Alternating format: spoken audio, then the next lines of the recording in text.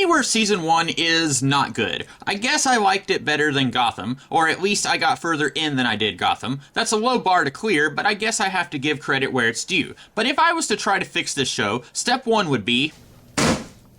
A lot of people gave the show flack because they weren't interested in the adventures of young Butler Man, or they didn't think that premise was sustainable. But on paper, I was more interested in this than Gotham. We know Alfred becomes butler to the Waynes and becomes Batman's closest confidant, but there's still a lot of ground to cover before the death of the Waynes. We've had hints about Alfred's military background before. This was a great opportunity to showcase that in full. Most of the time, you're limited to only hinting at it, as Alfred's not the guy people come to see. But this show is still decades away from a Caped Crusader crusading about, so despite myself, I was interested in James Bondian young Alfred having adventures. No premise is so bad it can't be executed well, provided it's in the right hands. Unfortunately, this show is in the hands that gave us Gotham. Even though Season 1 was only 10 episodes long, there was a lot of stuff happening here, and I think that's our first big problem. You've got this civil war between these two organizations that want to take control of England, the Ravenwood Society and the No Name League. This civil war is the plot of the first episode, which would imply it's going to be important throughout the rest of this season. In the words of author Brendan Sanderson, each story is made of your promise, progress, and payoff. If the entirety of episode 1 is Alfred getting caught up in this secret civil war, this series is promising it's going to be important.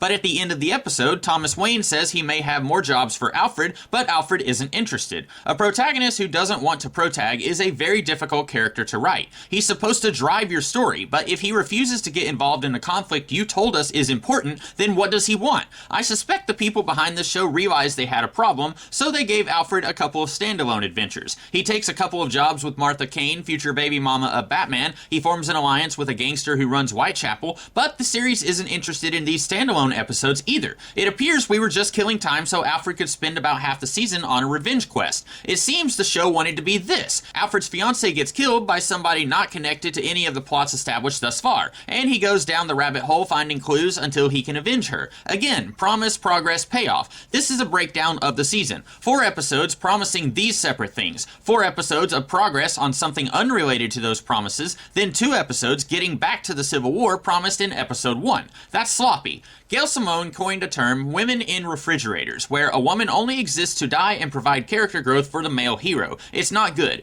But if you really wanted to spend half the season with Alfred hunting Esme's killer, there has got to be a better way to go about it than have them meet in episode 1, be engaged in episode 2, then break off the engagement, then it's back on, then she dies. She's not here to be a character. She's just here to kill time while we're setting up subplots that will be important later. There's a better way to utilize this character than kicking off the man pain, but if you have to go down this route, Esme should have been Alfred's sweetheart from before the war. They haven't seen each other in years, they get reacquainted in episode 1, then she dies at the end of episode 1, preferably as a result of something connected to this civil war. Then you have a reason for Alfred to work with Thomas and Martha. You can combine the Cloak and Dagger adventures with Alfred's revenge. Or don't kill this poor woman off. In some versions of the Batman mythos, Bruce learns acting from Alfred so he can perfect the lazy playboy routine. Guess what profession Esme wants to get into? Acting. Instead of Esme spending her life traumatized when Alfred goes to work, have her be a vital part of what he does. She gets caught up in his first adventure, then she says, "You are not very good at this." When you walk into a room, everyone instantly sees a secret agent. If you want to keep on living, you need to learn how to act. Then he uses what she taught him in later adventures.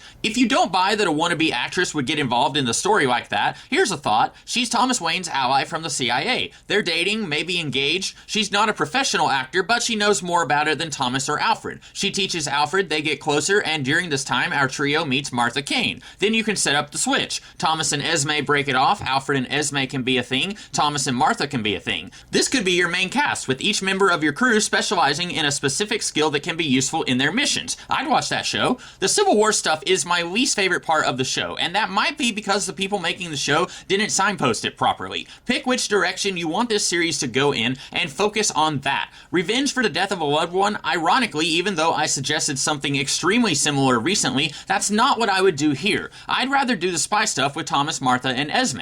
You could still do the Civil War with each episode being a small victory in the war, or since this show isn't incapable of handling the big season-long arcs, don't do it. Have each episode be completely standalone, like Mission Impossible or a retro MacGyver, since allegedly Alfred wants to be done with the killing and the violence after his time in the war. I don't want to beat a dead horse, but promise, progress, payoff. The series tells us Alfred is done with the violence. Then, before the first episode is over, he breaks a man's neck. And I know very little about rescuing damsels, but it wouldn't have been that hard to get Esme out of there without killing this guy. Shoot him in the knee, knock him out, but don't kill him, tie him up and laugh in his face. It'd be tricky to do an action-adventure series about a guy who doesn't want to do the violence, but not impossible. Showcase Alfred's mind. He doesn't want to kill so-and-so, but he can still outthink him without taking his life. The series shows Alfred draw the line, yeah, then he plays jump rope with the line. Realistically, people don't move in straight lines. They want to get sober, they fall back into the booze a few times before actually getting there. But in narrative, when your character says they want to leave that life behind them and their actions suggest otherwise, that's a lack of progress on the promise. An element this season shares with Gotham is the wacky villains. That's to be expected in Gotham, as that's closer to the main Batman timeline, which is filled to the brim with unhinged characters. I don't really like Gotham's way of handling that, substituting any kind of personality with, waha, I'm nutty. Villain says something off the wall, then violently kills somebody. Haha, that's kind of like an actual characteristic for these blank slate non-characters. I don't like that, but you kind of get it. That's dealing with characters from the Batman lore. These characters are shown to be abnormal in the source material, so even if the show mishandles it, you see why they are trying to handle it. But Pennyworth is set a full continent away, maybe 30 to 40 years before the debut of Batman. Why does every antagonist have to be out of their mind? The leader of the Ravenwood Society, some of his cronies, a guy harassing a barkeep's daughter, a servant of Beelzebub himself, no, I only wish I was making that one up, a cannibal gangster, the guy who iced Alfred's fiancée. Maybe I was a fool to expect this series to flirt with the suave 60s super spy stuff. That doesn't need crazy villains. Sure, some of Bond's baddies had weird quirks, obsession with gold, a Lannistarian hand, petting cats, and being bald, but these guys weren't really crazy, were they? They were methodical, which, not saying the two are mutually exclusive, but maybe it'd be a nice change of pace if Alfred's rogues gallery are just coldly intelligent and not quirky for quirky's sake, which would make sense. In some of the canon, when Batman first hits the scene, it's all normal, non-supervillain crime. Gangsters, corrupt cops, and city officials. And if Alfred is as instrumental in helping Bruce build the Batman persona as he is often shown to be, maybe he sees his experiences from this show and says, yeah, I can help Master Bruce clean house. Then crime shapeshifts into something he isn't qualified to deal with. But this show would tell you Alfred's more qualified to be Batman than Bruce. There's a whole lot more I could probably talk about here, but I pretty much covered everything I would do differently with this series. The series is still going, but I don't think I'll keep watching. Even if they course corrected and seasons 2 and 3 are much improved, it's too little too late for me. But what did you guys think? Let me know, and I'll see you guys in the future with other videos. Until then, have a good one.